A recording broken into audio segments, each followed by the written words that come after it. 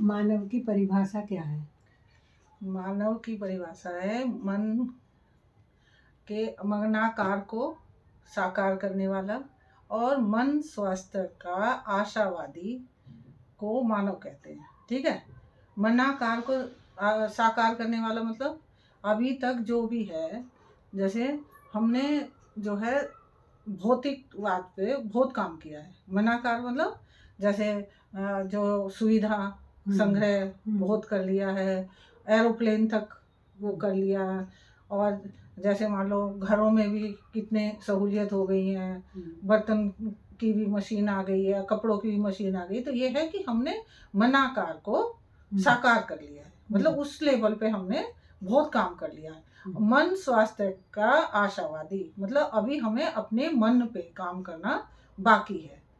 तो ये सारे हो गए शरीर के लेवल के, और ये हो गए मन स्वास्थ्य का आशावादी मतलब अभी हमें सुख शांति संतोष आनंद ये और चाहिए, मतलब मन की शांति और चाहिए। तो मन की शांति कैसे होगी? जैसे मनाकार को साकार करने वाला मतलब जिंदा रहना, ठीक है, और मन स्वास्थ्य के लिए है जीना। तो जैसे मान लो शरीर की है, अब इनमें अंतर क्या है? जैसे शरीर की है, शरीर की आवश्यकता अलग है और जीवन की आवश्यकता अलग है। तो शरीर की आवश्यकता क्या है? शरीर नश्वर है, जन्म लिया है तो मृत्यु भी होगी, और आत्मा या जीवन वो अमर है।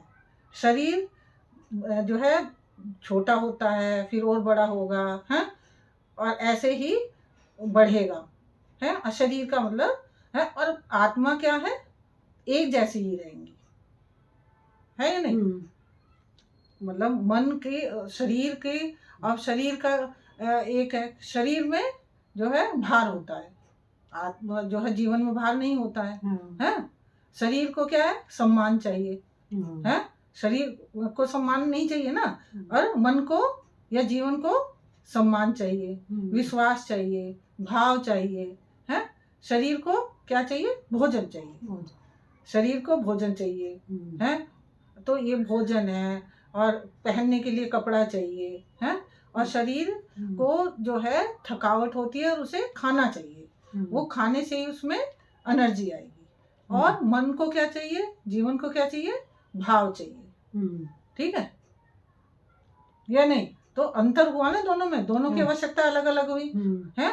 जो शरीर की आवश्यकता अलग हुई और जो है जीवन की आवश्यकता अलग अलग हुई। क्या हुई? शरीर जो है क्या होगा? मरेगा, है, नश्वर है, आत्मा अमर है ना। और शरीर को भोजन से शक्ति मिलती है, एनर्जी मिलती है, और लेकिन जीवन अक्षय शक्ति और अक्षय बल संपन्न है, उसे खाने से एनर्जी नहीं मिलती है। हम रात को तुम देखो, कभी रात को भी दिन में भी कभी सोचने की शक्ति खत्म होती है? नहीं होती है, हम सोचते ही रहते हैं। तो वो खाने से नहीं आती है ना। वो क्या है? वो अपने आप ही जीवन के अंदर अक्षय बल और अक्षय शक्ति संपन्न है, जिसे हम अभी समझ ही नहीं पा रहे हैं, और अभी शरीर को ही निला धुला रहे हैं, शरीर का ही वो कर रहे हैं। और शरीर ही मोटा पतला होता है, जीवन थोड़ी मोटा पतला होता है। शरीर कहीं जाओगे तो शरीर थकेगा, है कि मैं तो थक गया हूँ, अब नहीं कर सकता, फिर सोने के लिए चाहिए, सो के फिर एनर्जी आएगी। लेकिन जीवन को ना सोना चाहिए, और शरीर चलता है, जीवन बहता है। तो दोनों में अलग अलग अंतर है, और मानव जो है शरीर और जीवन का संयुक्त रूप है। मतलब शरीर और जीवन दोनों को मिलके मानव बना है, और अभी हमने मनाकार पे काम किया है, अभी जीवन पे काम करना बाकी है।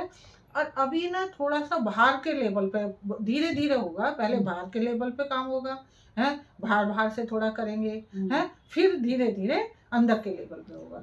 लेकिन अगर हम अपना जो है मन के लेवल पे, जीवन के लेवल पे काम करना शुरू करेंगे, तो फिर हमारा जो है जीवन के लेवल पे भी काम हो जाएगा, और हमें उससे ही निरंतर सुख मिलेगा। अभी जो भी हम जो वो कर रहे हैं ना शरीर का, उससे इसलिए निरंतर सुख नहीं मिल रहा है। कोई अभी हम सुविधा संग्रह के उसी में लगे हुए हैं ना, तो उसमें हमें सुख नहीं मिल रहा है।